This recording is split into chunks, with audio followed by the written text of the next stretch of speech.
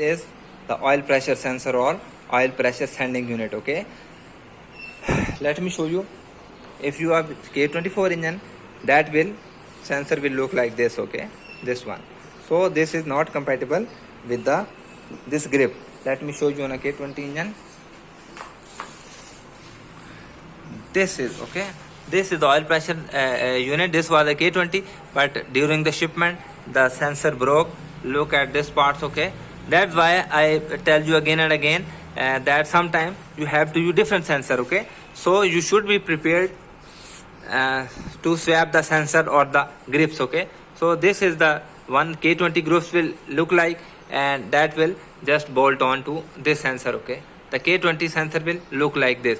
So you have to swap the grip. Okay, for the K20 wiring if you are using. Then is the VTEC solenoid switch. Again, look at that. This is broken because during the shipment they, I don't know, hit the engine. Look at that, they hit something like that and broke this. Okay, also they broke my VTEC spool solenoid. Okay, so I have to change this too when using this. So sometimes these things happens. That's why I'll tell you all the solutions, the K24, the K24, because sometimes you are having the sensor of the K24, you want to swap the sensor because this sensor is broken, so then the grip will be swappable. So this covers all oil pressure sending unit. This is the K21 and this is the K24 one. This is the K24 one. So you have to swap the sensor and then the grip will bolt on. So that covers that. Behind this VTEC solenoid there is this nut, empty nut. Okay, so there in USA or Canada or European car there is a switch. Okay, this is called oil pressure switch. Okay, so if you your ECU demands it, then you can open this nut and just screw this bolt. Okay, so this has this type of grip and this sensor has this grip. Okay, looks like this. So but you have the option in Data Flash Pro or K Pro to disable that. Okay, so you don't need it. I wired it in my CRD, but ultimately even disabling this was sending error code, so I just disabled this, and you don't need this. Okay, so just skip this step. Then is the MAP sensor, map sensor, which is present on your intake manifold. The pressure sensor, which you will mostly use for the turbo tuning and can be used for any. This will not need any of the wiring change. Okay, the grips will be bolt on. Okay, and you know almost every sensor have the same thing. Okay, if you want to swap the sensor or swap the wire, just remove this white grip and then there will be small lock. Okay, that you can see there is the lock. This is the wire. Just push the lock upward and pull the wire from here. Okay, it's very easy. Okay, so and when you are done swapping your grip or swapping the wires, just put it back in same order. This thing goes in here.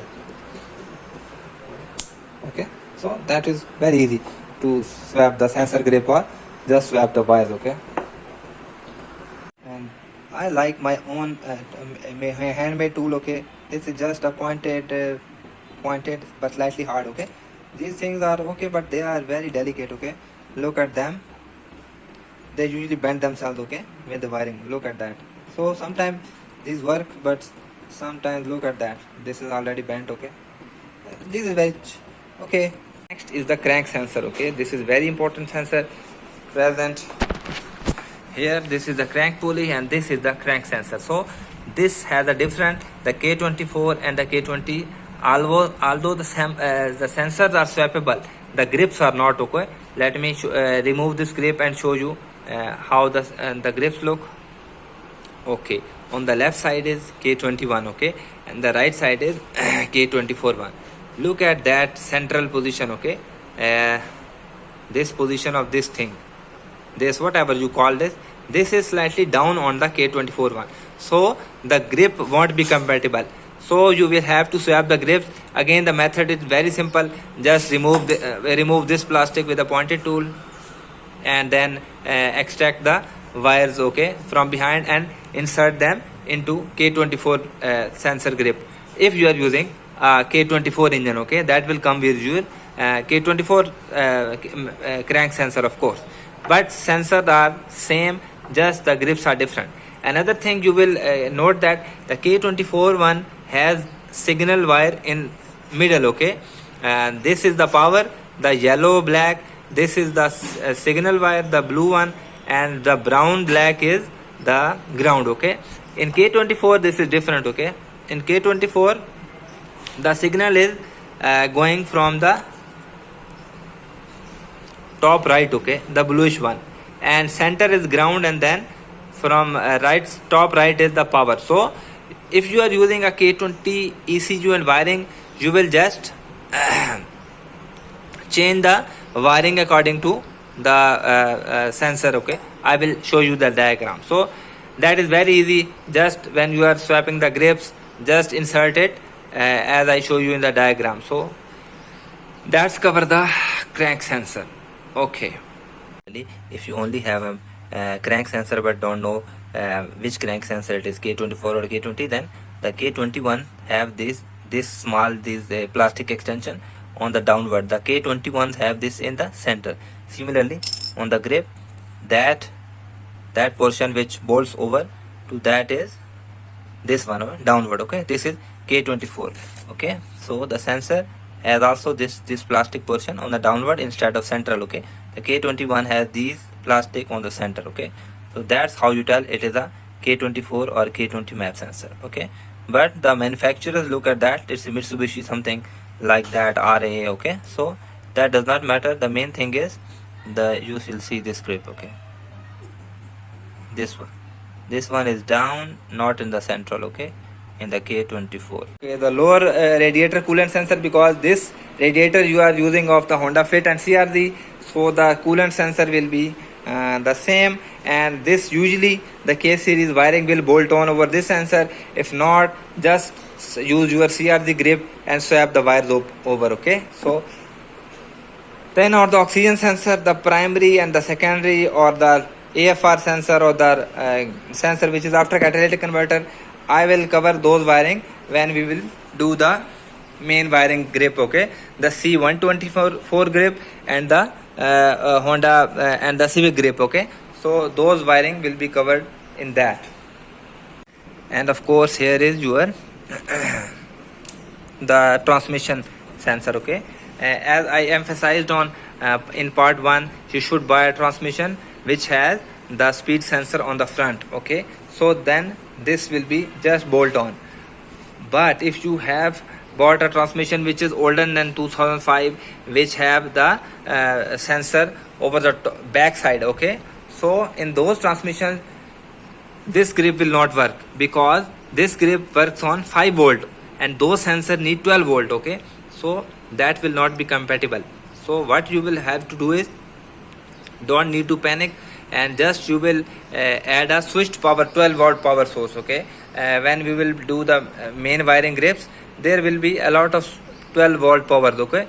So what you will need to do is just give a power source to that sensor grip, okay. So then that will be okay. And once you give the power, and rest of these wire, the signal and the ground, you can take from this grip, okay. So just you will have to give that power from any of the 12 volt power sources. And of course if you are using that older type transmission, that you will have to modify the changes in Honda, because the speed sensor will be so low, even speedometer will not work and VTEC will not work until you make changes in the map, okay. I will tell you what changes you need to do in the map, or else you will have to use a Dakota device which will convert the low frequency signal into high frequency signal, which our newer car speedometer requires, okay, and ECU also requires that. So that Dakota device, I have covered that in detail in my build thread. I will send you the link. You can see the wiring diagram from there, okay. And right now I will not cover that, because I have already discussed that in detail. So that covers our transmission sensor. And this is the sensor, reverse lock solenoid sensor, because the 5-speed transmissions don't have the reverse lockout solenoid.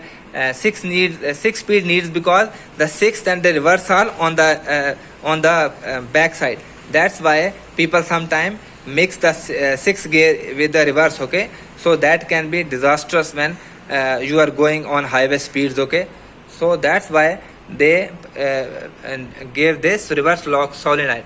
Because I am using 5 speed don't have reverse lockout solenoid, so that's why I have covered my grip with the silicone. Okay, but I have not cut the grip because maybe sometime I can use the 6 speed transmission LSD1. Okay, so that covers the transmission. EGR valve, since our ECUs and wiring don't allow the EGR valve, so you just, if you have an engine which have EGR valve, just keep it unplugged, nothing will happen. Okay, because the ECU don't have map for this. Okay, so it's okay, and there is no need to change the cam sensor grips.